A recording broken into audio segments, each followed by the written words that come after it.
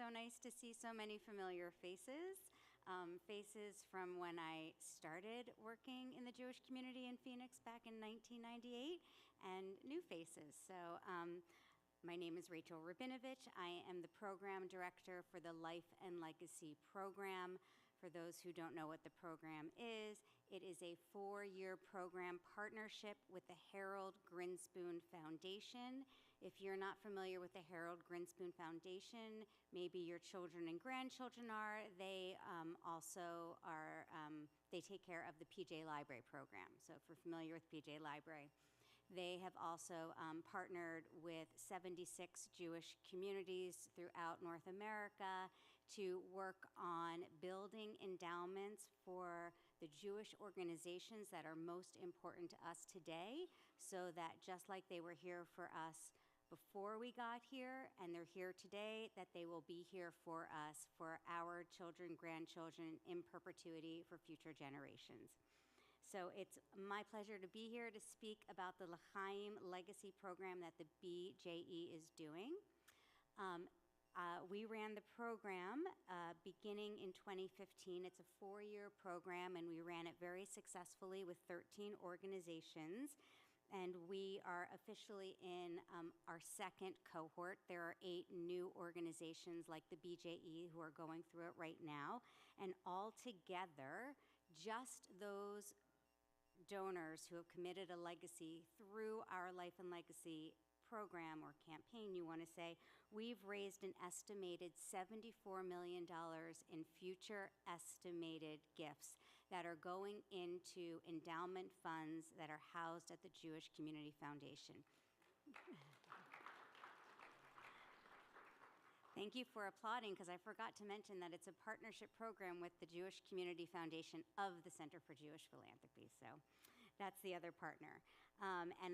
Of that 74 million, 7.6 million has actually been realized. Cash gifts are actually now invested in endowment funds for our 13 Jewish organizations.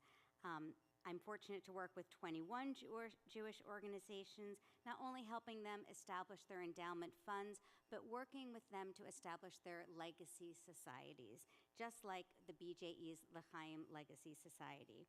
What I love best about the Life and Legacy program is that it's not a campaign asking you to make a cash gift today, but rather we're asking you to reflect on the role the BJE has played in your life or in your family's life, in your children's life, and if you would consider including the BJE in your estate plans. But if you don't want to tamper with your existing estate plans, we are always happy to welcome cash gifts during your lifetime. But really, the conversation that we hope that you will have with Myra or with another staff member or with me, if you would like, is really talking about your long-term financial goals and how you would like to leave a legacy gift. If it's in your will, if it's a designation from your IRA, life insurance, so on and so on. When we launched our program in 2016, we were working with 13 organizations. At the end of the 4 years, with training, coaching, and incentive grants, each of the organizations had a robust donor list of committed Jews ensuring a Jewish tomorrow. And as you can see from the printout that she has, and even on page 15, the BJE already has a phenomenal, robust list. We're in year 3, so in years 1 and 2, BJE was one of a few organizations that achieved 18 legacy commitments in each of the first 2 years. And they're on the road right now to securing 6 new legacy gifts, but they definitely need your help to do that. I'm asking you to look at the paperwork that is in your brochures today, and please consider making a legacy gift to the BJE. And while the BJE is fortunate to already have 11 funds housed at the Jewish Community Foundation, those funds are designated to specific programs, such as the Passages Designated Fund. So Myra isn't able to use those funds for anything except what they're designated for. What the L'Chaim Fund is a general fund. And every year it'll grow and grow and grow, and she will receive a grant every year from it, and she will be able to know and to be able to budget for the future that her legacy fund, which is right now has an estimated future value of $500,000, is going to spin off in a grant that she'll be able to use. Once she and the BJE achieve their goal of getting 6 new legacy gifts, she will be rewarded, along with all the other organizations, with an $1,800 incentive grant. So while these are gifts that we're asking for the future, down the road, Myra can tell you how important even $1,800 is to the programming of BJE. She will receive that in April, and I'm sure it'll help her achieve her goals of doing more lectures, more classes, or enhanced Hebrew High, which we are very proud parents of a Hebrew High student ourselves. So I thank you in advance for taking a few minutes to review the information, and if you're inclined, please consider completing a declaration of commitment. You can see on the declaration commitment all 21 Jewish organizations that are taking part in this program. This is not a competition between the organizations. I'm looking around the room, and I know some of you are already existing donors to some of these organizations. Maybe you have a little bit more that you could give to BJE now that they are doing it. Feel free to give these forms back to Myra. Feel free to take a look at it, and I'll just give another plug. And maybe it's not just the BJE that you want to support. Maybe your synagogue is listed on there and you haven't thought about giving them a gift yet. And my information, Myra's information, and my information is on the back. So if you would like to speak with either one of us, that is what I do. I am happy to be here for the community and help you do that. Thank you so much, Myra. I know BJE is going to continue success and is going to live long and assure Jewish tomorrows long into the future so that my children, my grandchildren can benefit from your programming. Thank you.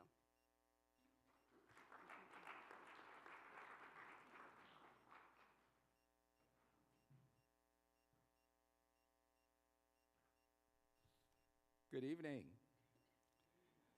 And I want to welcome, I can't see without this, I want to welcome you this afternoon to the BJE Passages Lecture. My name is Lanny Lauer, and I am a happy supporter of Passages. I want to thank Temple Kolami and Rabbi Jeremy Schneider for hosting us today. Dr. Zuhdi Jasser is a local physician specializing in internal medicine and nuclear cardiology here in the Valley. He is a former lieutenant commander in the United States Navy, where he served as a staff internist in the Office of the Attending Physicians of the United States Congress. Today, Dr. Jasser joins us to speak to his other passion as being a prominent activist and an expert in jihadi terrorism, religious liberty in the Mideast, and the national security policy. Dr. Jasser founded the American Islamic Forum for Democracy in 2003, a counter-ideology, counterterrorism, national security organization based in Phoenix.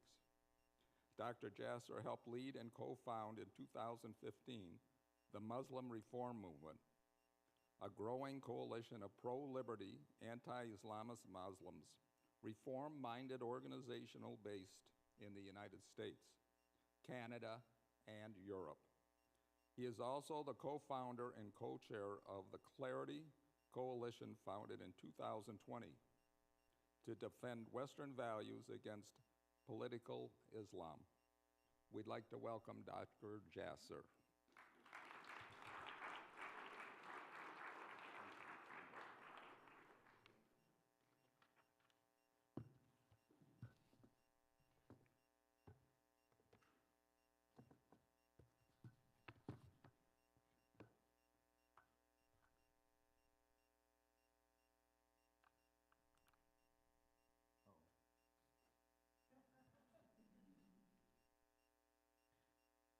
While she gets that set up again, thank you very much. It's an honor to be with all of you, and I can't tell you enough how refreshing it is to see so many familiar faces here as I look in the audience, patients, friends, colleagues, and fellow advocates and partners in the battle for America, for our ally Israel, and our communities locally and abroad. I have to stop for a second here, and as I speak from this dais, to tell you that, I'm going to talk at the end about the importance of Jewish-Muslim alliances and how much it's important in the future. And the first such I had here in Arizona was with Temple Kolami and with Rabbi Herring. And our Children of Abraham discussion began in late 1999 and 2000. There were 12 families that formed what we call the Children of Abraham, and it met monthly for 15 years. After 9/11, Rabbi Herring's call to me was one of the first I got after that horrific events that happened at 8:45 in the morning on Tuesday, 9/11. And just have to say, it's just an honor to be speaking from his dais here as he helped found this temple. And may his memory and his legacy be a blessing to his family, and I'd like to dedicate this talk to him, so thank you. So today's theme is essentially an overriding theme about defeating anti-Semitism. We share the battles. We've talked about the goals many times nationally, and we get distracted by so many different battlefronts, but, I have to tell you, it's a lot simpler than some people make it out to be. The moral clarity that's necessary, the consistency, the perseverance on all fronts, it seems like it's coming from every area, and yet bigotry, whether it's against the Jewish community or against any convenient community that might be able to be targeted, is about the enemies of freedom, the enemies of the West, and the enemies of Americanism and our greatest ally, Israel. On today, as we look at February 1st, it's just an amazing coincidence to think about the fact that the Islamist regimes call today World Hijab Day. They've called February 1st World Hijab Day for over a decade. It's a scam to basically make the West feel that somehow the covering of a woman's head, which is her choice to do, is a depiction of something that is anti-Western or an anathema to the West. Our Clarity Coalition, our reform movement, also declared February 1st No Hijab Day. And you can look up the hashtag. There are tens of thousands, millions of women tweeting and talking about No Hijab Day. And the bottom line is it's not just about a cloth around the head. That cloth really is a metaphor for a flag, for a national identity, which has hijacked the Muslim faith and has become basically a movement that has radicalized our communities. And as women protest in Iran, there's been an escalation of that protest over the past 10 years, but they led it. They were the first in Iran from city to city to talk about freedom. And we're going to get also later this afternoon into a discussion about what can happen and what should happen in Iran. My wife and I, our families have a lot of diversity in the women in our family, not only on the hijab, but in basic interpretations of our faith, from our mothers, my mother and her mother, who wear the hijab, to our daughter, who has decided not to, and my wife does not. But at the end of the day, if you look at the Daily Wildcat in Tucson, my daughter wrote a piece that appeared yesterday about how the hijab has a lot more meaning to it than basically a decision to cover or not, but it's about freedom and liberty. And I think ultimately the future is about our next generation, the legacy that we leave to our children and our children's children. So, a good friend of mine was Charlie Kirk, and we had a Zoom call with my kids 24 hours after he was assassinated. And kids on campus are challenged about whether they want to speak out, how they're ostracized. And I can tell you, if you're a Muslim female, pro-Israel, anti-Islamist, it takes a lot of chutzpah to speak out, if you will, on campus. And God bless Zaina and kids and all our others that are looking after what happened to Charlie, to figure out what it is that we believe in America and how it is that we stand together. And I think the Jewish community, more than other, has seen and been at the head of the spear about that. ultimately, what I want to talk about this evening is about theocracy versus liberty. That's the simplicity. That's how simple it is. The battle, whether it's Israel that's been fighting this since its inception in 1948, or whether it's America and the West, what's happening across the Middle East is simply about a battle of theocracy versus liberty. And I want to show you why there's nothing more American than this battle. And at the central point of global and our national interest is what we can learn from the intersection of anti-Semitism, wokeism, and the transformations in the Middle East. So this triangulation is not new. My grandfather escaped it in Syria. My father and mother immigrated to the United States and got political asylum here, escaping that. So that triangulation, as much as it might be new to many people that are seeing the influence of Qatar and China on our campuses and others, it's a old triangulation. So ultimately, first, let me give you a little context. I know he kindly ran through some of my background, but I do think it's important that you have an understanding of the context of some of our families that came here and what this battle is about and what our family stories are about. And, you know, my grandfather and my father understood what this battle was. They fled Syria, really rejecting their Syrian national identity. And my father embraced American identity and felt American the day he came off the plane and asked for political asylum. And it took months, took a year, but he legally got political asylum because he couldn't go back. His father was in jail in Syria, and they understood the threats that the regime had. And the regime in Syria was a fascist regime, was a national socialist fascist regime. The Assad regime, the Assad family, was the Nazis of Syria. And yet, they sort of worked synergistically with radical Islam. And I'm going to get to that and how it really mirrors what's happening globally now. And my grandfather also, one of the things he told me when I was very young was that every people deserve the government they have. And that's quite a painful thing to say when you think about a lot of the regimes that people live under. But I wish he had been alive to see what had been happening in Syria since 2011, when finally they had the courage to stand up to tyranny. And it took almost 800,000 lives, and if not more. And at the end of the day, the part that the Syrian community, I think, still says under their breath but won't say publicly, it was actually Israel that finally,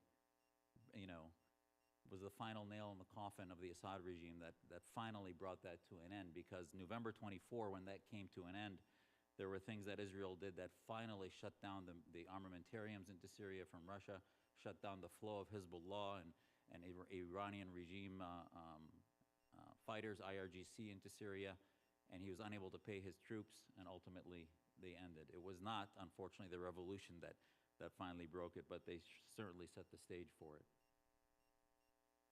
as he escaped to Moscow.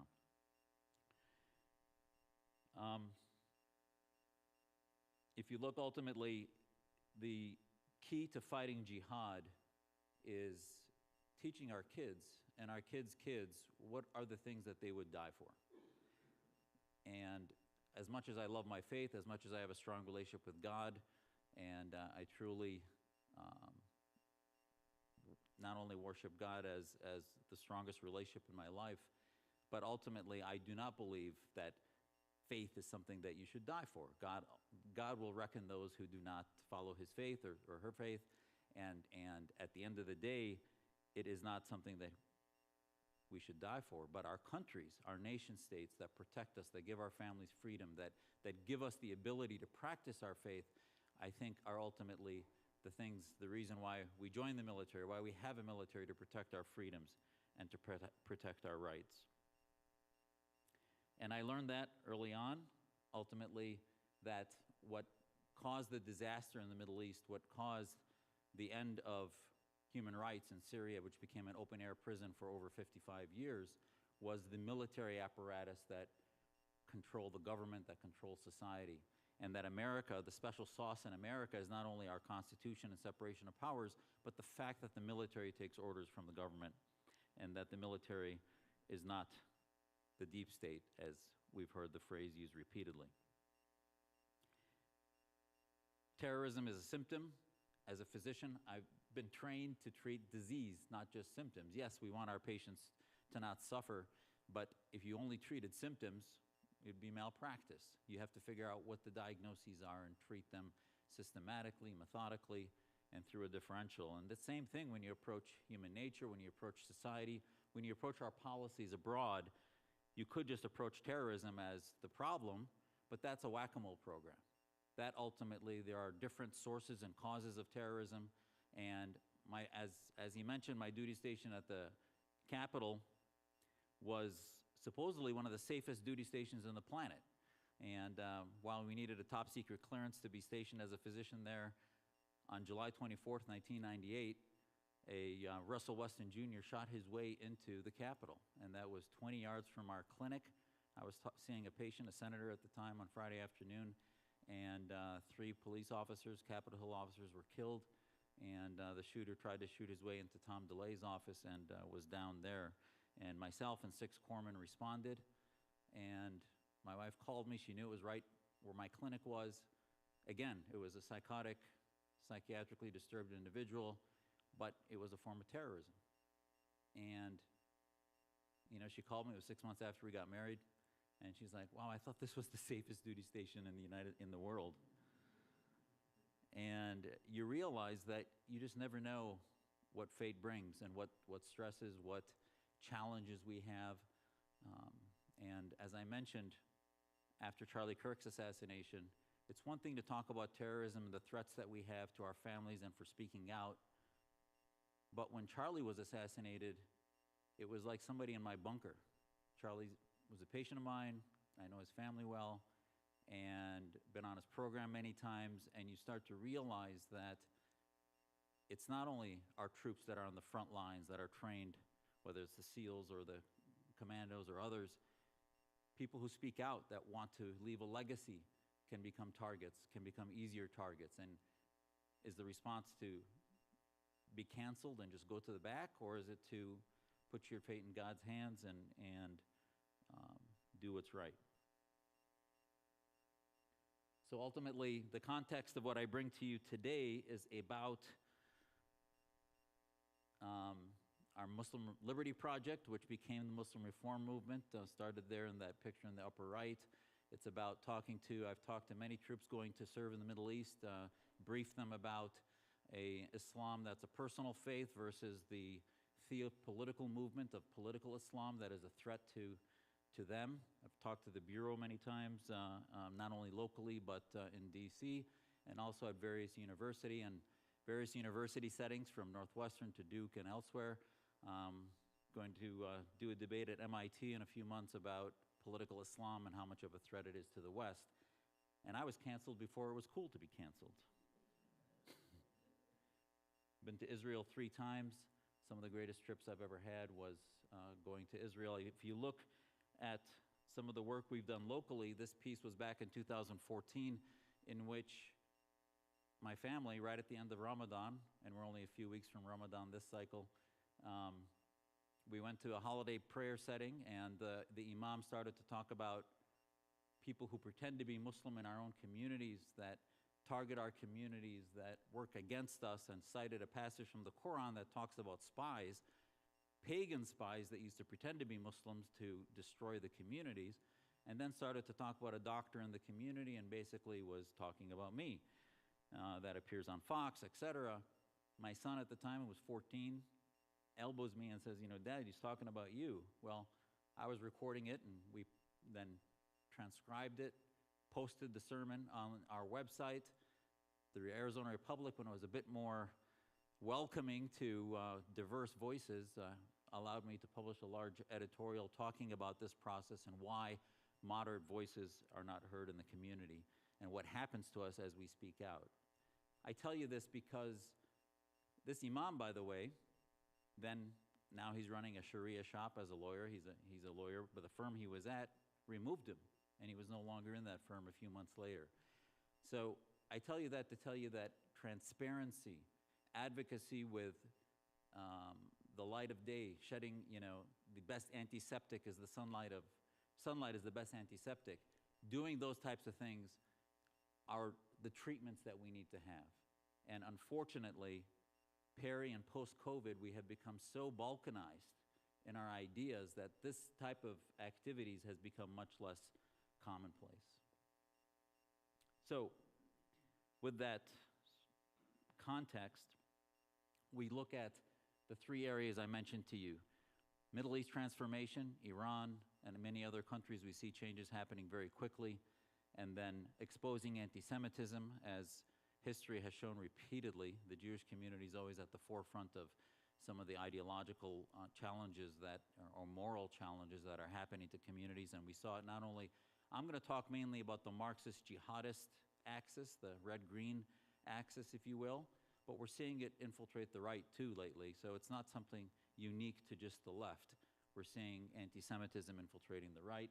But it's on the back of wokeism, which is identity politics rather than national identity, dividing our community into racial interest groups rather than specific communities. As we enter the 250th anniversary of America's founding, you know, and we talk about AI. My oldest now is doing AI programming for a large Fortune 5 company in San Francisco. I believe one of the oldest AIs was the science of the political science and the creativity and ingenuity of our founding fathers. It's amazing to me when I talk to Islamists who are Neanderthals that often are just stuck in the 12th century. They will tell you that, well, you can't change the political system that the prophet had, that ultimately he was the head of state and the messenger and also a general. So we combine all those things. Jihad is something a nation state should have, and you need to have a military that also is inspired by a national movement. And I think our founding fathers had a technology that was new, which was a political science that separated church and state. It didn't take religion out of public life, but it created an establishment clause that I believe, and many of us in the reform movement believe, is the antidote to a Sharia state, to jihad, to blasphemy laws, which prevent free speech, to apostasy laws, and ultimately to modernization of our faith community. And if you look at the nation states, for example, Turkey claims to be a democracy, and yet it's not a democracy. When their troops went into northern Syria to slaughter Kurds just back in 5, 6 years ago, and they're chomping at the bit right now because the regime in Syria is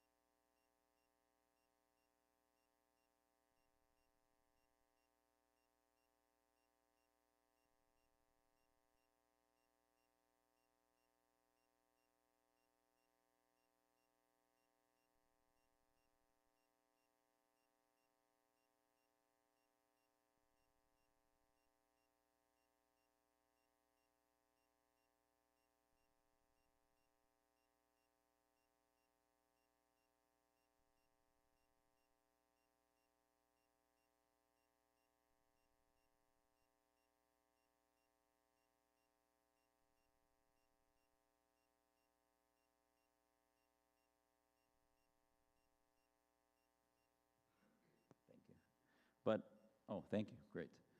But ultimately, that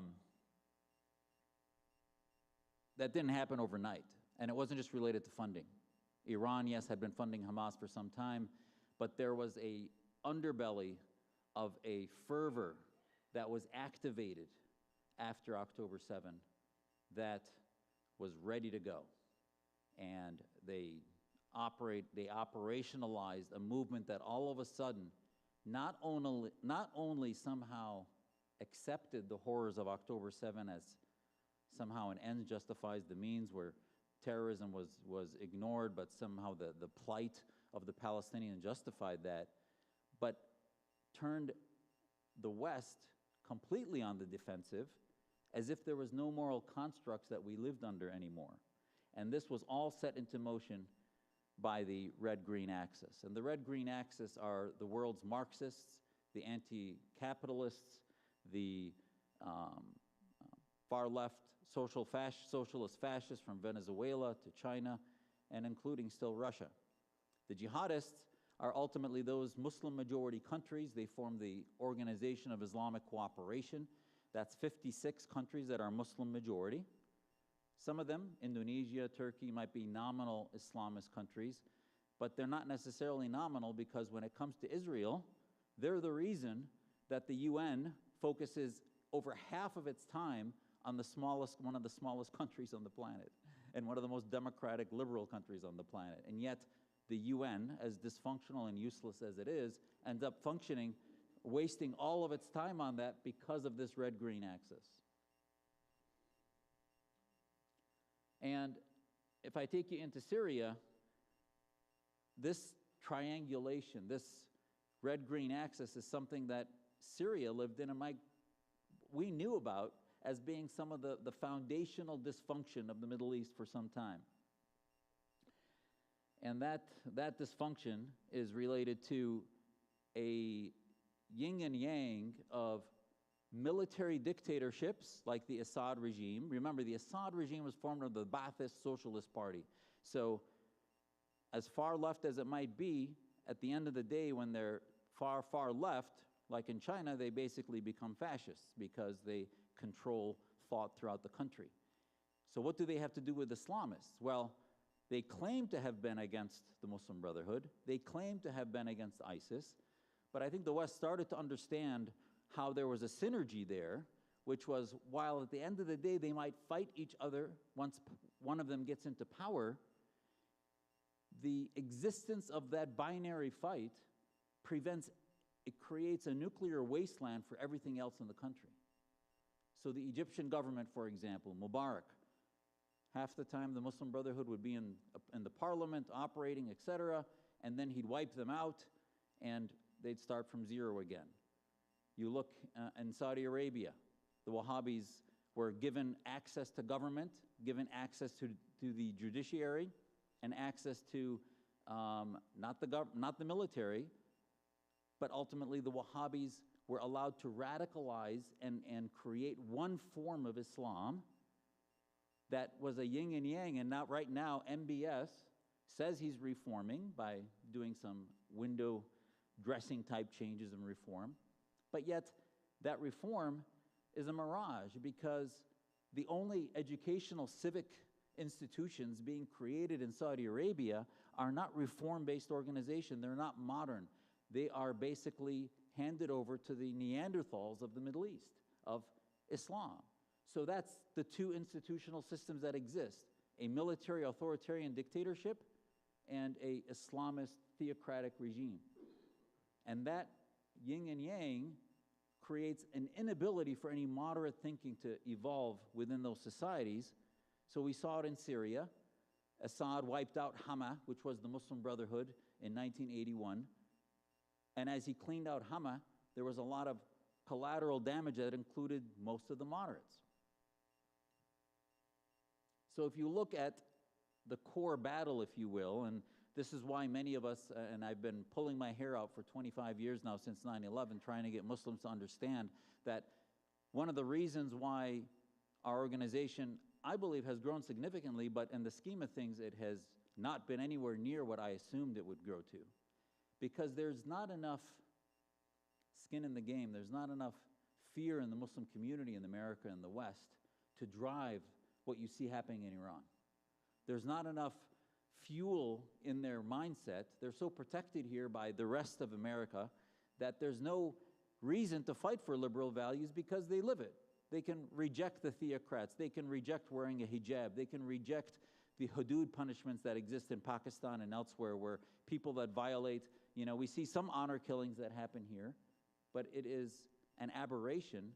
It is not necessarily at the level that we see across the Middle East and in the Indo-Pakistani areas. So this battle between Islamist theocracy and liberal values is at the core of the battles that we have today.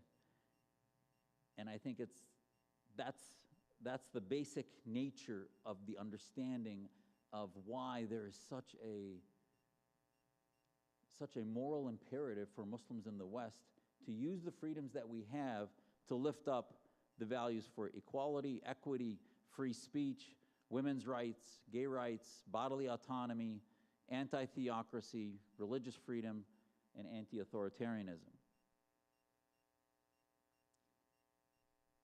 And yet, if you look at the red-green axis globally, whether it's China, the Khomeinists in Iran, or Russia, they're constantly shifting the resources globally to put the West on the defense.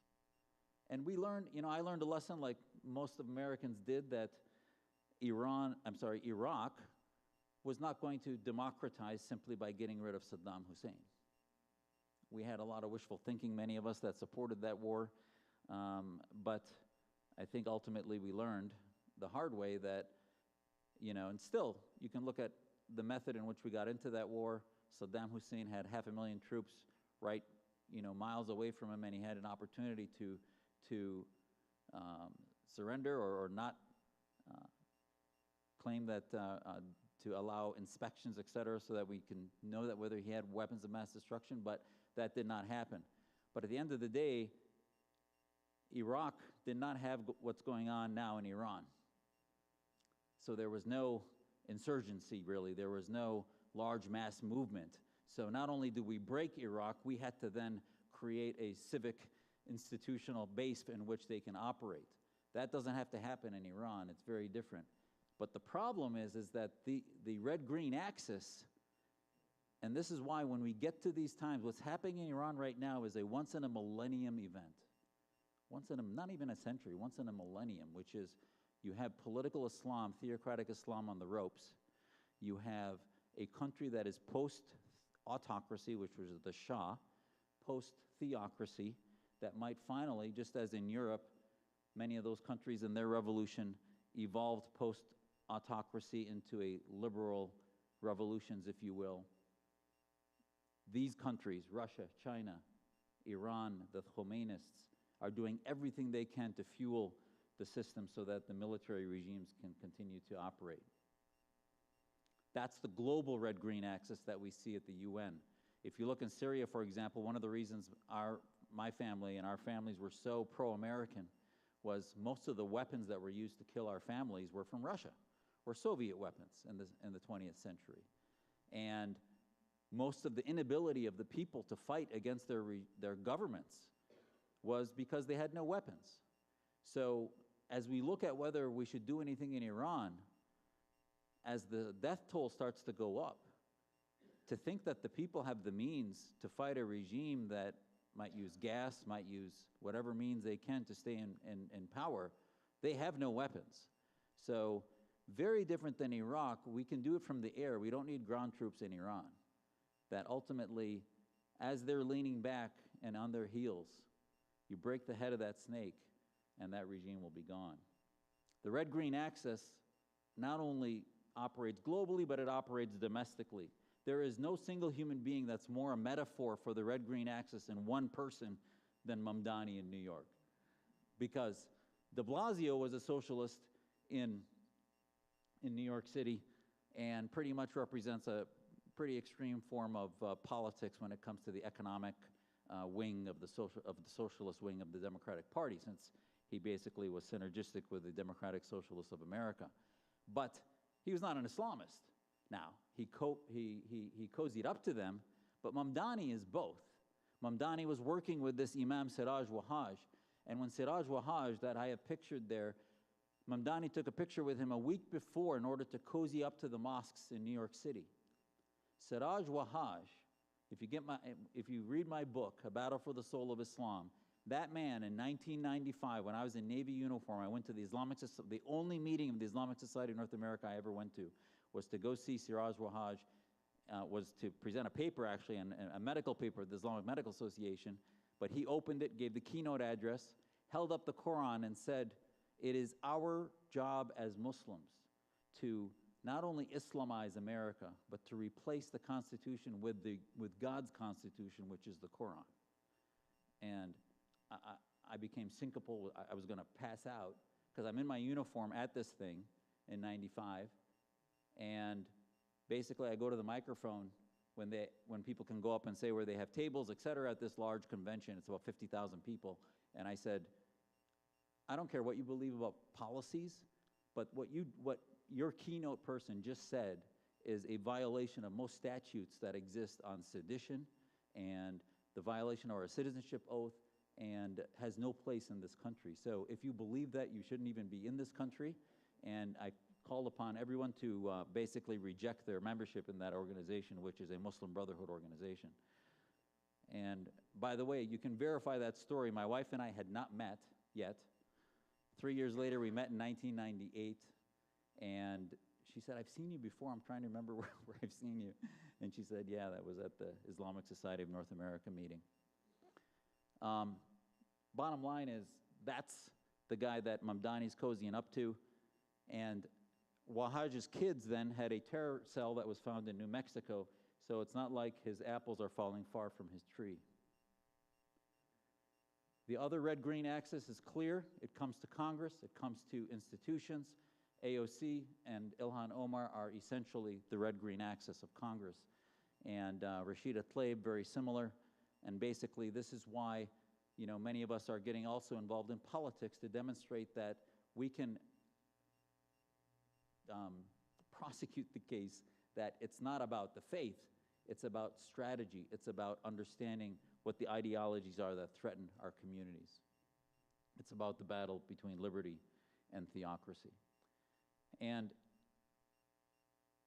I think also it's very telling to see that if you look just right now as what's happening across Iran, you saw all of the demonstrations, the encampments, supposedly supporting Palestine, supposedly supporting the Palestinians, when in fact it was just an identity movement. Many of them couldn't tell the difference between the Mexican flag and the Palestinian flag, and yet they basically were doing the encampments, thinking it was about freedom and thinking it was about stopping genocide, when in fact the supporters of Hamas was the ones that committed the genocide on October 7th. And yet, what's happening in Iran, my wife and I, every night now we're talking, it just is mind-numbing that there isn't a single encampment anywhere about Iran. It's just the hypocrisy of this movement is just beyond belief. So how do these pathogens and pathological movements and anti-American movements work together to create this cauldron of anti-Semitic narratives? If we said that it was just political Islam and the theocrats and the bearded Neanderthals that were the problem, that would not be adequate, because I'm going to show you a map in a second of the rates of anti-Semitism across the world, and the rates of anti-Semitism across the planet are just horrific. It's very high. I mean, I know I'm preaching to the choir here, but the data is amazing to me, that despite all of the good and the blessings that Israel and the Jewish community have brought to the planet, you look at what media is pumping into their brains, you see rates in Middle Eastern countries of 90-95% anti-Semitism. You see rates, except in the West, of about minimum 65% across many of the countries. And even into Europe, it's 30-40%. America has the lowest rate. It was 7-8%. I think it's increasing now since COVID. That last data from Pew was pre-COVID. But what are the other forces? Pan-Arabism is a major force of anti-Semitism that has radicalized. If you look at the media from Al Jazeera to Saudi media, etc., they claim to be now becoming pro-Israel, but the narratives and the memes being pushed in their social media and other activist accounts, if you look at the folks that Saudi Arabia puts into prison, it's actually the reformers, the folks that are about religious freedom that are still being put into prison. The radicals, the top 10 X accounts in Saudi Arabia push out anti-Semitic stuff all the time, and some of it is not necessarily Islamist, it's just anti-Semitic. Military dictatorships also use the Jewish community and anti-Semitic tropes to radicalize their communities. This was a newscaster from Al Jazeera who posted a a video that basically, on Al Jazeera, Qatar national television, Qatar state TV, basically promoted Holocaust denial. We pulled it immediately, translated it, posted it, and within 3-4 hours it went viral, and this was actually our organization that exposed this. I just happened to be watching Al Jazeera at the time, and we pulled it and translated it. And 2 days later, the Qatar government pulls all of it offline, and then they deployed lawyers to sue everyone who basically said that that was what, they claimed the reporter went rogue, they claimed that it was not real, etc. Bottom line is it's still on my Facebook page. They never were able to get us to pull it down, thanks to actually it's one of the things that Zuckerberg did that was different than other social media outlets. So bottom line is that to say that Qatar is an ally is just absurd. They work hand in hand with Russian television, with and other Islamist-type, socialist, far-left, extreme media. Mint Press News is an interesting news. It's out of Minnesota that is a Assad regime apologist network that has attacked many of our work and still exists and is on the Iranian payroll. So there have been many hearings in Congress about radicalization in the Muslim community. We tried to say, I testified in 2011 there, testified in 2016 that we should declare the Muslim Brotherhood a terror organization, 2018, and then in 21. And I said, listen, you guys might feel like the Muslim threat is not a big deal. There's only 1% of the population is Muslim, barely 4 million. But they're going to come for the left. They're going to come for your kids in the universities. And it's not going to stop with just Muslims. It's basically a coordinated operation to flip our moral constructs, legitimize terrorism, and start to use it in every other political operation that they have. This was some of the data on anti-Semitism. The red countries have over 70% anti-Semitic beliefs, and then the blue have less than 20%.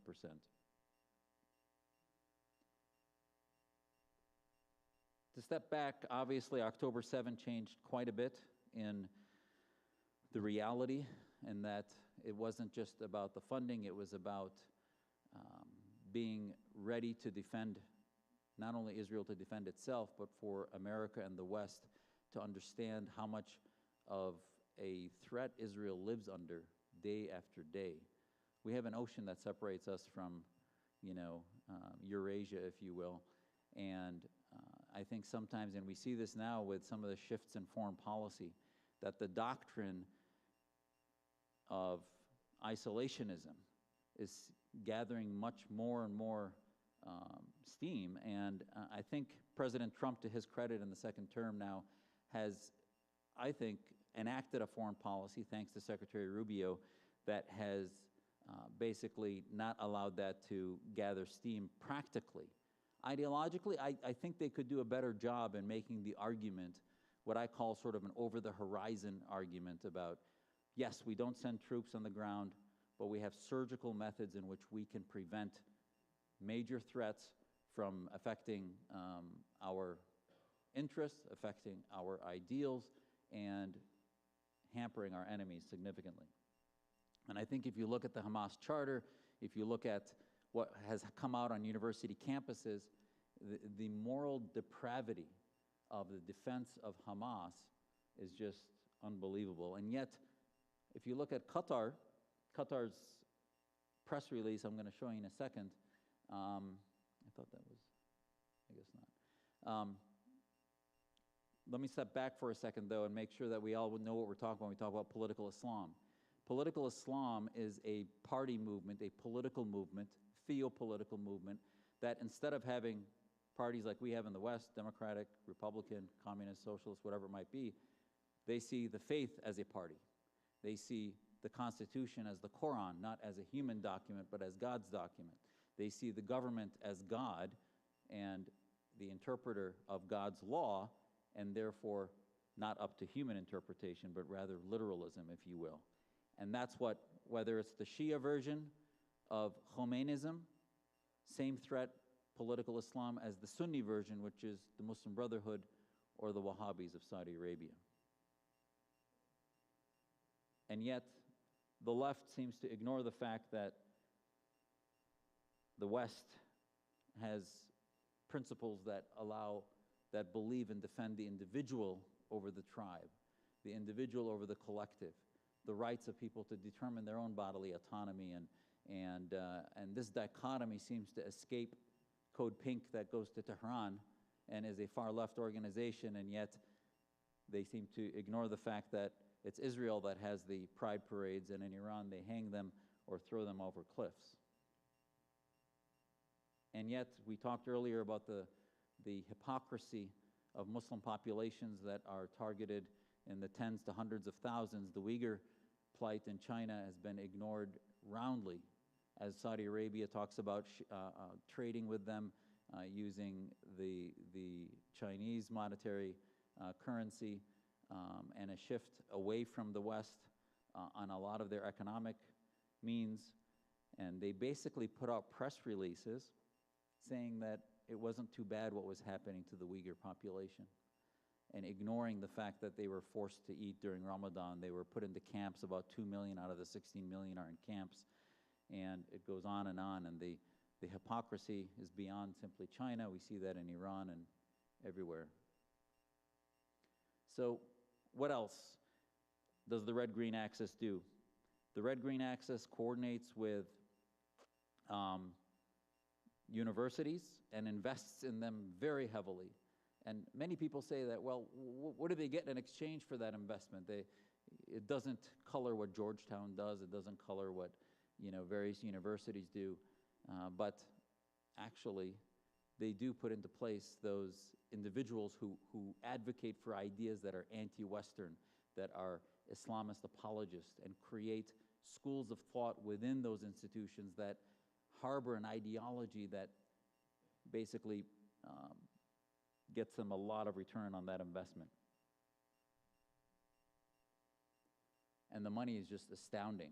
If you look at the largest investments in American educational system from abroad, there have been $6 billion in the last 5 to 10 years from China, $6.5 billion from Qatar, and every other country goes down after that. And the pathways, as they fuel the various schools within those universities to create a propaganda machine that radicalizes the students, it then feeds into the organizations like SJP. Students for Justice in Palestine is an organization that should be outlawed because they advocated and endorsed and supported. I think it's still, last I looked a month ago, they still had basically endorsed October 7. And that is on an American website, and to me that's material support for terrorism, which has no place on any organizational website. And yet, that is part of the funding. If you look at some of the think tanks that we work with, Middle East Forum, with Daniel Pipes, his organization has done unbelievable work in exposing some of the funding circles that have gone from Qatar to Georgetown to SJP. The DEI programs, sometimes we harbor under the assumption that these are very well-intentioned programs, that they're basically about diversity, equity, and inclusion. And it's not about that. It's a deceptive groupthink, and I like to use the concept of establishment, division, and ideology. So it's not about diversity, it's about conformity. And actually, diversity to us in our movement, it's diversity of ideas, not of a skin-deep color, but rather ideologically. Diversity should be about, if you look at our reform movement, if we were to talk about candidates and political policy, we wouldn't agree on anything. But when we talk about political Islam and the threat of theocracy, we agree 100%. So to me, that's what diversity is about.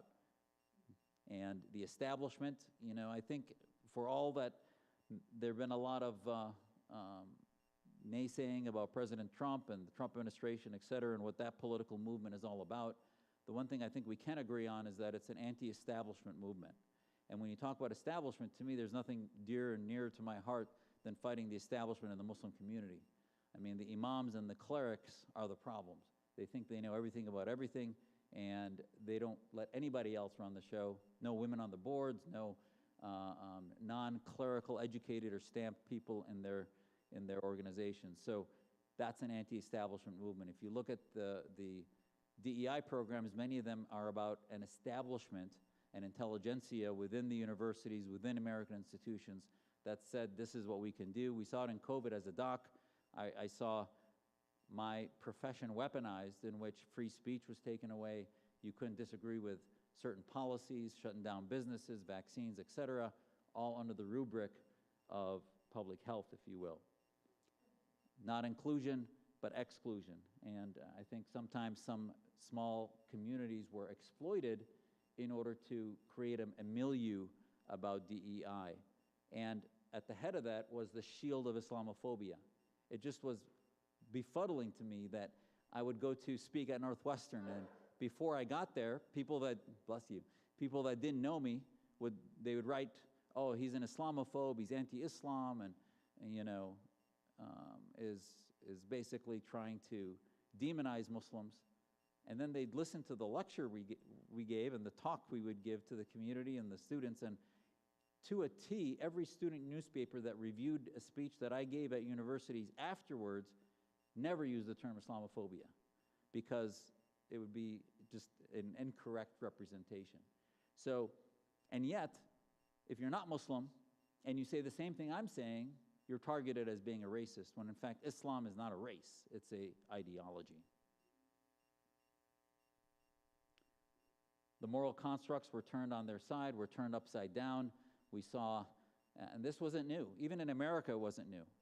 The Black Lives Matter movement included many of the same folks from the Nation of Islam movement, which in the 60s and 70s was a terror organization. The Black Panthers was basically normalizing not only anti-Semitism, but by any means necessary, and normalizing terrorism, et cetera. So these phrases were old phrases in American 20th century politics, and were also then re-energized by a lot of foreign movements that fueled them and created these pop-up demonstrations across the country, especially during COVID, and then ultimately after COVID with the Red-Green Alliance after October 7 were re-operationalized.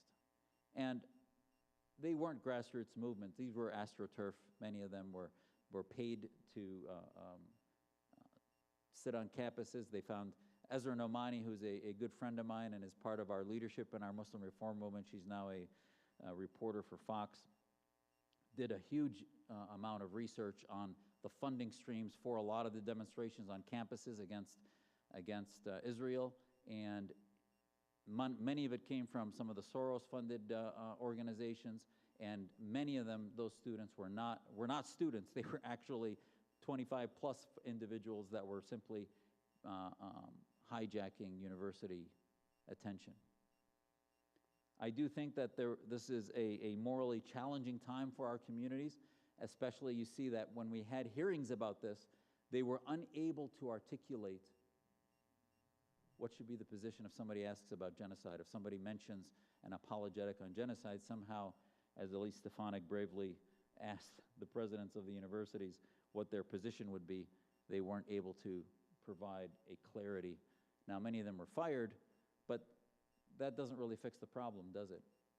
The problem is a university system, is an educational system that doesn't embrace values, doesn't embrace a moral construct, a social contract, but embraces identity politics, because the presidents were more worried about being labeled as anti-Palestinian, as anti-Muslim, or whatever it might be, than really about standing up for any principles. So we saw many demonstrations fueled by this Red-Green Alliance from Harvard to Columbia, and basically renaming the movements. And then this coordination globally, Elon Musk, a couple months ago, basically did one little thing. He made the geo-positioning of every X account publicly available. So I could when I look at who's attacking me on Twitter, I could look and see where the IP address is for that X account.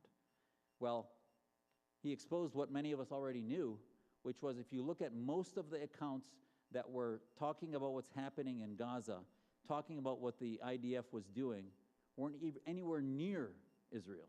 They were in Indonesia, they were in Pakistan, they were in China, they were in Russia.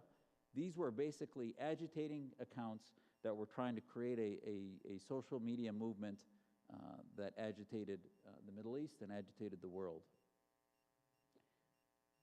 As we look at our new calibration of allies and enemies, I know some of the policy wonks talk about frenemies and people that are friends sometimes and enemies other times. In my book that I wrote back in 2011, I talk about the need to have a grading system for our allies from A to F. You know, the Pakistans of the world, nuclear weaponed allies, are D minuses for various reasons, but maybe not Fs. We need to keep them a little closer than our full-on enemy, but they're certainly not an A. And still, our approach to enemies is either, it's binary. They're either all in, like the Saudis are, we're still all in with them, or they're all out. Qatar has our largest base there, and if you read the press release they wrote on October 7, there should be nothing else that any of you should share with anyone who questions about whether Qatar is an ally. Tucker Carlson. If any of you question whether Qatar is an ally, he says he's going to buy a house there, by the way. Read that press release. Basically, it defends the Palestinians, defends what they did, doesn't have any sense of moral compunction that what they did was evil, and yet our largest base is there. So I think ultimately we've laid the groundwork for what is and what is not the red-green axis and how they're radicalizing our communities. And I think what's happening in Iran is an opportunity, a template for what Western action from a position of strength can be and should be and when it can be used. The revolutions from 2009, when Obama basically ignored what was happening, 17, the women's revolution started, and then 19 and 22 was when the women life and liberty movement really kicked in, and then in 21 and 22, and now at the end of 24, we see a major economic change, and literally the Iranian rial is $1 is equal to 1.5 million rials. I mean, their economy has collapsed. They can hold on, and that's why I think this is the time for a military operation. We see many women and revolutionaries talking about the fact that they have been dead for 47 years. And there is a way to surgically make sure that that military, the IRGC especially, you could get rid of Khamenei and they still are going to have, they can just do like Egypt did, replace Mubarak with al-Sisi, and basically you're back to the same fascist party.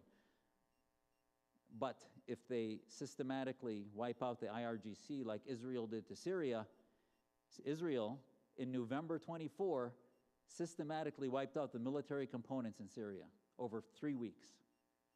And then what happened? That's why the Jolani was able to, with a bunch of Toyotas, go from Aleppo to Damascus and declare that they had won the revolution, because there was really no more military left in Syria.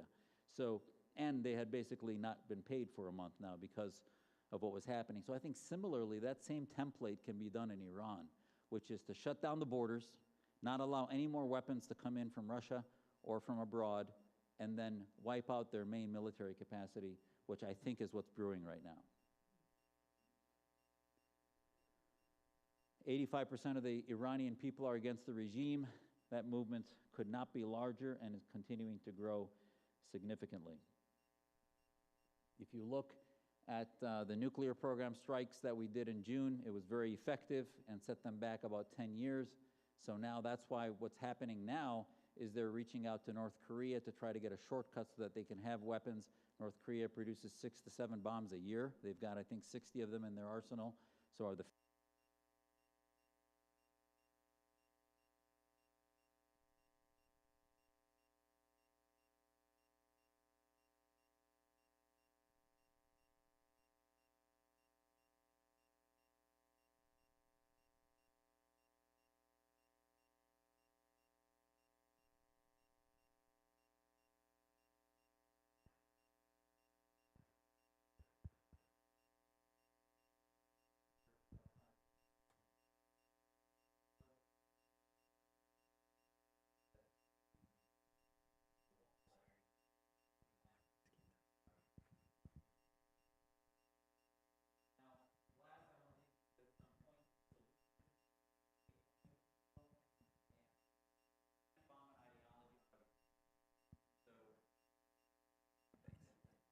I'm almost done. You can't bomb an ideology out of existence. And we learned that in Iraq. We learned that in Afghanistan. We've learned it repeatedly. But what you can do is support civil society. You can support organic movements. You can give them the intelligence, the technology that they need, and that's, I think, where we are at. And we call that over-the-horizon support rather than on-the-ground support. And obviously, intelligence is very important. Israel clearly had significant intelligence on the ground in Iran when they knew where to target various nuclear scientists, et cetera, in certain apartments and certain buildings. But at the end of the day, that's not. I do hope and pray that the Game of Thrones approach to the Middle East is over. And that was the 20th century strategy, is that we pick the king that we want. That's not our values. And I do think that's another blessing to the shift away from basically the colonial type response to threats that exist. Colonialism was mostly bad, but not all bad. If you look, my family will tell you the French education in Syria was an improvement of what they had, but ultimately it prevented organic movements. The Syrian military was all run by the worst people in their country because nobody wanted to work with the French military. And that's why it needs to be an organic movement. I talk about a lot of that in my book, Battle for the Soul of Islam. We talk about, if you look at Ezra's book, Woke Army, it talks about a lot of what I've discussed with you today. And there are many, many books out there. I'm not some type of mutation out of the Muslim world. There are many books out there that talk about, if you look, the president of Indonesia wrote a book on the illusion of the Islamic State. And in the inscription of that book, you open it, he says, you can have a state of Islam in your heart, but you don't need an Islamic state in government. And I think these are the types of ideas that are important. My father translated the Quran. You can find that online also. There's no doubt that if you believe that the DNA of the Islamic script of the Quran says what the translations online say, there's no way to reform that. I mean, it says, do not take Jews as friends, the Saudi version. It says to, cut the hands of those who steal. It says, things about women that are not what my father's translation or what a more honest interpretation of the Arabic script actually says. So just as the oral tradition in Judaism and many traditions in laity that looked at Scripture in Catholicism or other faiths, true reform is going to need basically a reinterpretation and at least a debate to happen that hasn't been happening globally. That needs a separation of mosque and state. That needs that's my son and I in Jefferson Memorial. And I think if you look, Thomas Jefferson's approach to religious freedom really inspired a lot of what we're doing in the work that we do. These are the three enemies that I see as sort of the front of the war, if you will, and those three enemies include the red-green axis, domestic Islamist networks, and then the petro-fueled Islamist movements. These are our Muslim Reform Movement founders. They basically are the 15 folks that highlighted a lot of the ideas that I've been sharing with you from Canada and Europe and elsewhere, and this was in 2015. And we talked about a movement that said that we were American first, and our faith was something personal, and that we would only want to die for the countries that we belong to. And that if you look at Clarity as an ideal, that Clarity organization, claritycoalition.com, Clarity stands for Champions for Liberty Against the Reality of Islamist Tyranny. Look at our Muslim Reform Movement Declaration online. It's 2 pages. It has 15 principles in it. We wanted the government to use that as a filter for security clearances, for an approach to immigration, to look at how to know who's an enemy and who's not, because it talks about ideas that we believe as Muslims would be a filter to know who is the Islamist ideologue and who is not. A belief in the equality of men and women, a belief that Muslims don't have a monopoly on heaven, that a belief in the basically the ability of any individual to debate Islamic scripture. These are things that are part of our reform. We met in our Clarity Coalition, and what we did was we said, okay, let's expand this movement beyond Muslims and get those alliances with faith communities, activist communities, think tanks that can support what we're doing. And Clarity Coalition was formed. That was in Strasbourg, in Austria, and in Salzburg, Austria. And Ayaan Hirsi Ali and Ezra Nomani, Yasmin Muhammad, many former Muslims, Jewish community leaders, Christians, Hindus, Buddhists, and atheists, and many other think tanks, FDD, MEF, and other security organizations were involved in this. So the 8 actions: number 1, declare the Muslim Brotherhood a terror organization. We're still doing it. It is so frustrating. The Muslim Brotherhood, we just had a legislation that was passed, and then the Republican Study Group meets behind closed door and on an oral voice vote decides to make it just 4 countries designation and not a global designation, which tells you the influence of Qatar in the lobby in Washington. Second, to cut Qatar, China, and Iran's university influence as step number 2. Step number 3, dismantle DEI programs as an ideological infrastructure. It's not equity, it's about access and power to the red-green axis. Step number 3 is to create a commission on Americanism. And I swear to you, Charlie Kirk and I sat in my office. I have a proposal for this that I sent the Trump administration. Sat with him in April 25 and said, we need this. Because he said, what do you want to do in the administration? You know, how can we help? And I said, we need a commission on Americanism. It's one thing to seal the border, but it's another to talk about legal immigration and what does that look like? And now they're talking about gold cards, et cetera, but that's transactional. That's a certain amount of money. What's the ideology that we're trying to prevent? And that's what a commission on Americanism would do. Ideological vetting on immigration, which I mentioned before, would be step 5, and that we can't just basically, because people want to come is not a good enough reason. They have to embrace the social contract that is Americanism. Support Iran's freedom movement. As I mentioned, I think this is a millennial, once in a millennial time that we can impact what's happening there.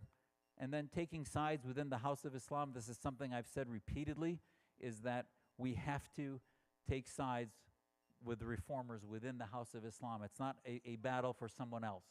25% of the planet is Muslim. So if we don't in the West, as Israel knows, and I've talked to Muslims that are living in Israel. By the way, everyone I talk to doesn't want to live in any other country other than Israel in the Middle East, if they limited it to the Middle East. And yet, we're not doing enough to take the sides within the House of Islam. We're just sort of letting the predators, the folks with the most money, control the system. And last, build a Jewish-Muslim alliance. I do think there's something particularly unique and important in the relationship between the Jewish and Muslim communities. There's a similar theological approach to God, if you will, there, and not to dismiss the Christian community, but I do believe there's something very unique in the Jewish-Muslim alliance, especially when it comes to our role in the West. And through that alliance, I think we can build bipartisan, nonpartisan communities and organizations that can work to counter. And I think the experience of Israel probably is what highlights that significantly, in that Israel has been able to sustain, surrounded by enemies and friends and others, as a startup nation. And if we're going to have startup reform movements within the community, I think Israel has a significant amount of the key to that. Look at our website on claritycoalition.org. It is, I think, the future to Western policy. In the 20th century, there was an organization called the Committee for the Present Danger that studied the threat of the Soviets. This is what I patterned the Clarity Coalition after. And Daniel Pipes' father, Richard Pipes, who was a Soviet historian, was an expert and had set up the Committee on the Present Danger. So that's sort of what this came out of. Check out my debate at Oxford last October, and we talked about why Islam is not compatible. As a Muslim, I said it's not, and that anyone who feels otherwise is basically, either foolish, ignorant, or deceptive. Our legacy, I hope, can be to enact these 8 steps, and I want to leave you with a quote from Rabbi Sachs, who I think said it the best. And, I mentioned Rabbi Herring earlier. I will tell you that there is not even an imam that came close to the impact that Rabbi Herring had on my family, just as a friend and as a mentor, and basically as somebody who I respected religiously, theologically, actually, that would help me and my family. So I just have to tell you that our faith community, there are imams that, I think understand Westernism and liberalism, if you will, but we have a long way to go. One of the things I said in Oxford was that it took Christianity and Christendom 1,776 years, or 1789, until they had a legal system that rendered unto Caesar what is Caesar and unto God's what is God's. So Islam is 1,445 years old. Let's not get the historical arc off. If the recipe was bad, Maimonides and others would not have done the great work that they did under Islamic majority rule if Islam's recipe was poisoned and problematic. As Rabbi Sachs said, to say yes to who we are, we have to have the courage to say no to who we are not. To be a leader, you do not need a crown. All you need to do is write your own chapter in the story. Do deeds that heal some of the pain of this world and act so that others become a little better for having known you. Thank you.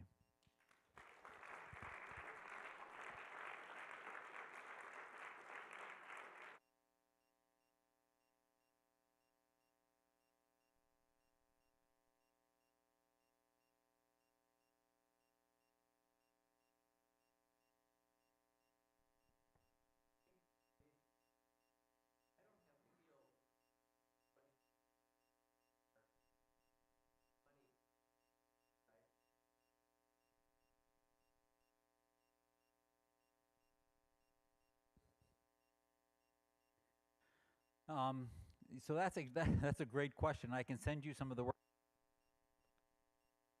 did on this, because on the one hand, these institutions have endowments that are in the tens of billions of dollars, which allows them to live off of the interest of that. So the question is that this money coming from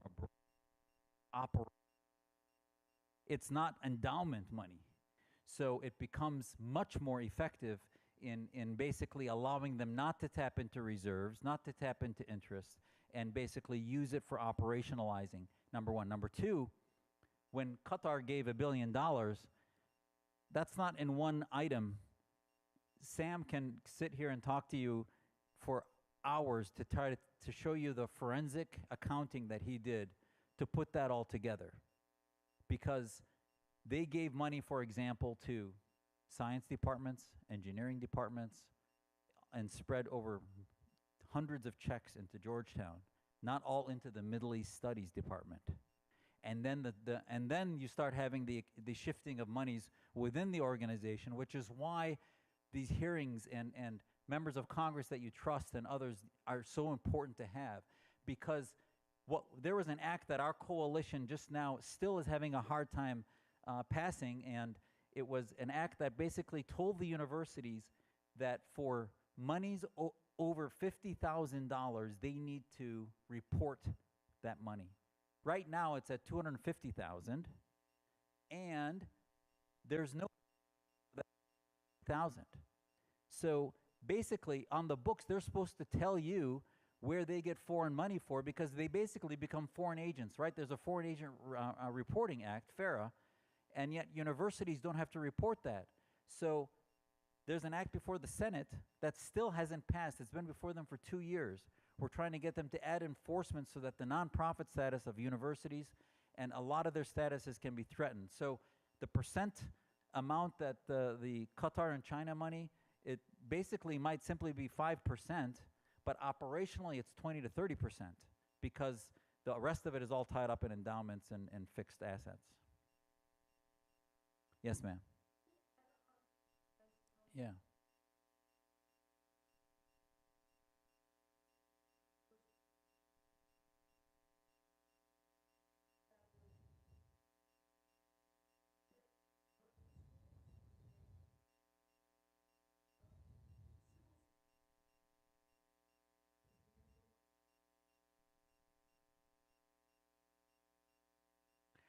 I'm so glad she asked that. So did you all hear her question about the schools that go into, Cornell has schools in Qatar, Georgetown does, and in UAE and elsewhere. And, when you look at these schools that get set up, I have been screaming it from the rooftops that it is not a coincidence that there are two schools that get set up in the Middle East: engineering schools and medical schools. That's it. Cornell is not setting up schools of liberal arts. Cornell is not putting a school of journalism in the UAE or in Saudi. These are all, they're math or technology type schools, and not liberal arts, liberal education schools. Because ultimately, modernization, modernity, the defeat of the tribal concept of Europe, for example, that happened, Locke and Rousseau and others did not come out of simply scientific. Yes, scientific creativity is a big part of modernization. And, I always tell Muslim audiences that will listen to me, that give me one product that the Saudis spend billions on or trillions on, or the Emiratis do, that they develop themselves. They basically, my grandfather used to say, the best thing that would ever happen to the Middle East is for the oil to dry up, that they get the resources from under the ground to dry up, so that they would finally use the resources between their ears. And, because you can't have a society that is creative and working with ingenuity unless there's an incentive for that. And the schools of science are not teaching liberal arts. The students that are actually challenging the governments, that are writing poetry and music, maybe there's some music, there certainly hasn't been a death of the Arabic culture, but there is not the type of Western ingenuity that should exist there, and that's a problem. So they could develop thousands of schools of engineering and medicine. It will do nothing to modernize those societies. And I say that as a doctor, and hopefully one day the populations will wake up to demand that they invest in a different way in those societies. Yes.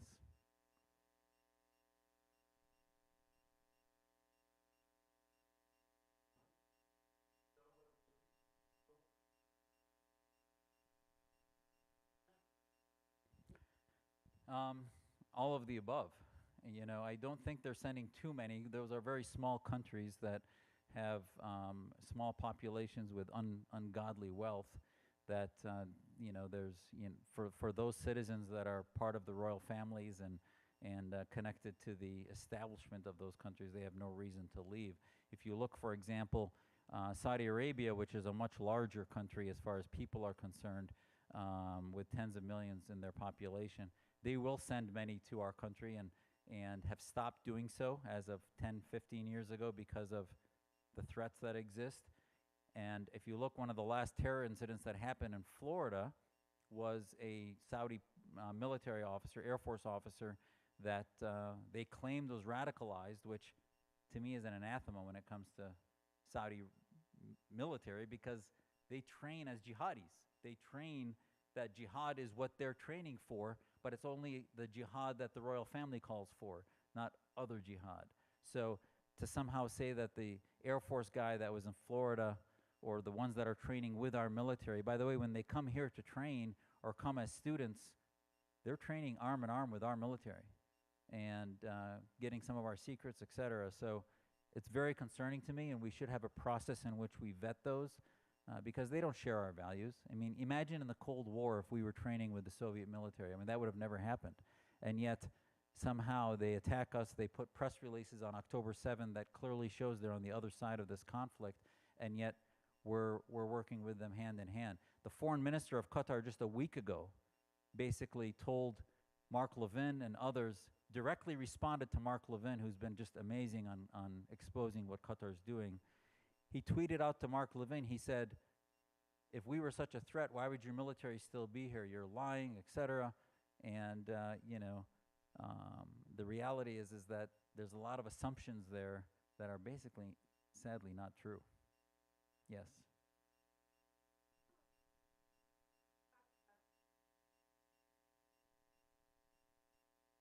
Mm-hmm.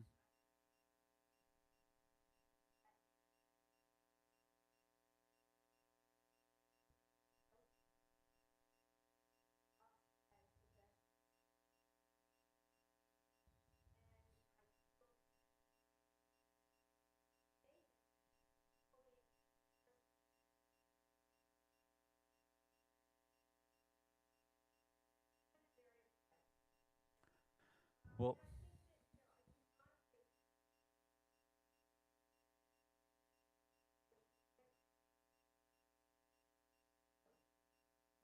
well, okay, so thank you for that. I'm glad you asked me that because actually it's not just you that I hear that frequently. Um, I'm not going to judge whether he's I'm not, I've never assumed that he's an anti-Semite, but I will tell you that he's fueling movements. The money trail is there. And look at Ezra Nomani's work. I can send it to you. It's well resourced. If you look at who Tucker Carlson has had on his program in the last few weeks, John Mersheimer, who is a known, Jewish activist who is very anti-Israel and has written a book called The Israeli Lobby in America that might as well have been written by Hamas, and yet he's Jewish. So all I can tell you, as a Muslim, I see some of the worst things said about my own community by other Muslims. I mean, so the fact that he's Jewish doesn't absolve him from releasing information or allowing his money to be used in mechanisms that are anti-Western and anti-free markets and anti-individual. So, I be happy to see that and correct myself if a lot of the monies that he's sending are being used for wonderful things. But, my sense is that that is a pipeline to radicalizing our communities. And yes, Open Society Organization has done a lot of good work, and, they do some good work on, women's rights and other things, et cetera. But where are they on these issues? Where are they on Muslim reform? Why does it seem to always be about attacking the right? And I agree, there's too much partisan politics in America right now. That 80% in the center wants to deal with truths that we share and counter those folks that are diminishing things that are clearly based on moral imperatives. Yes. Oh, sure. Thank you.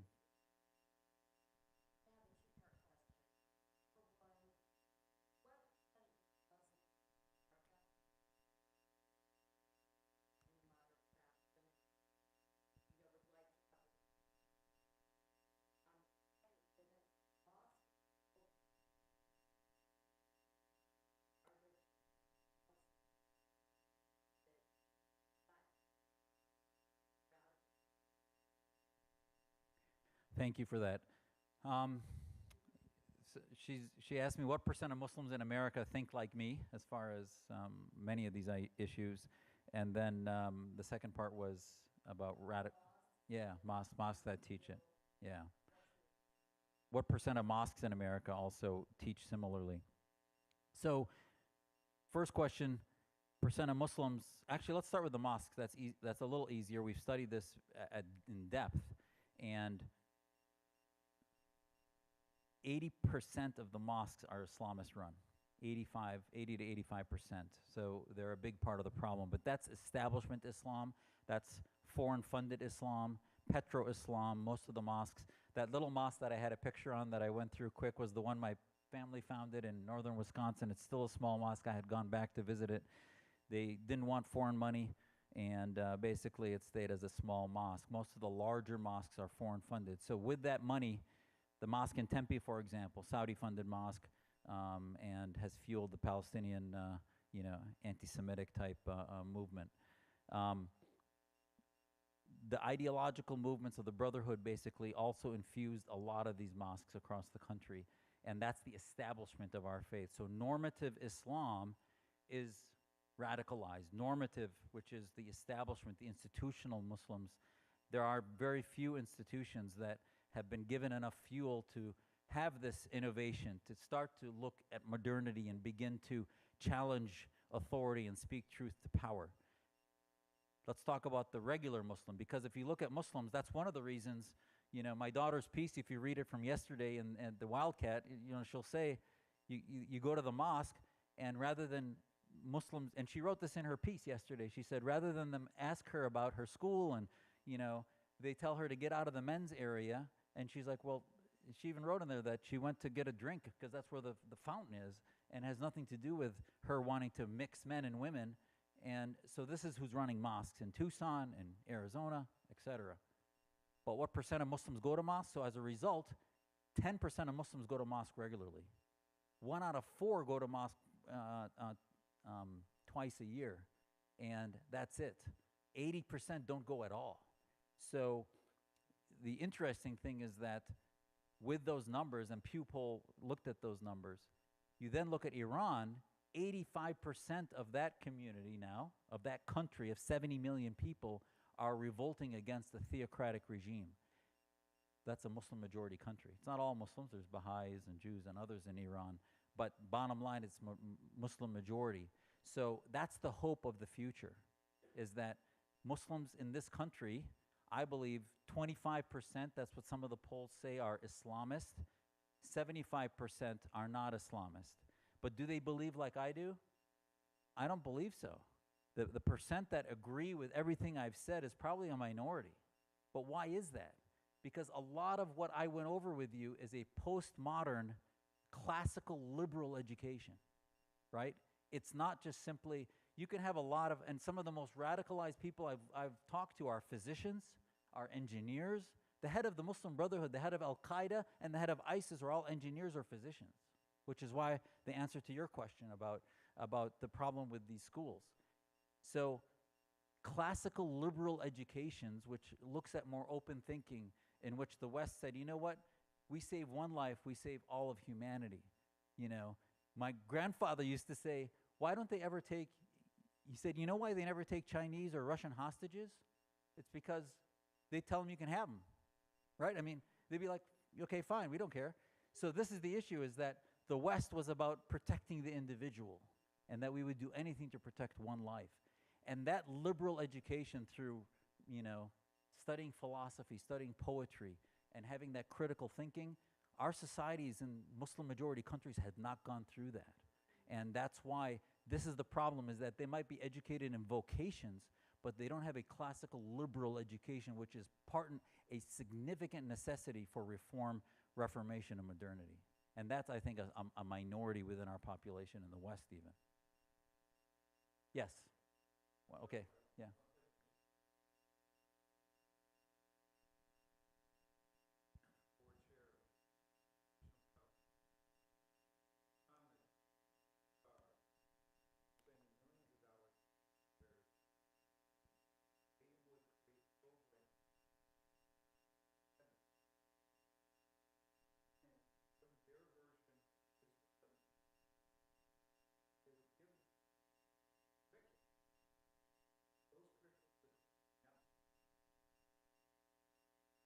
Yep.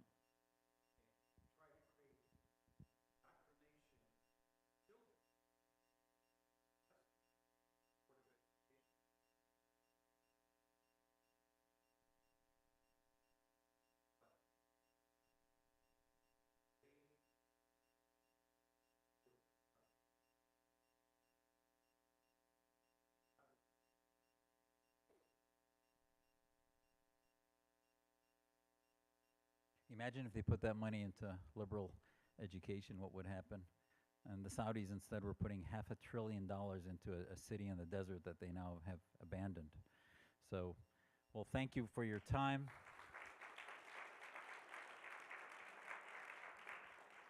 Thank you.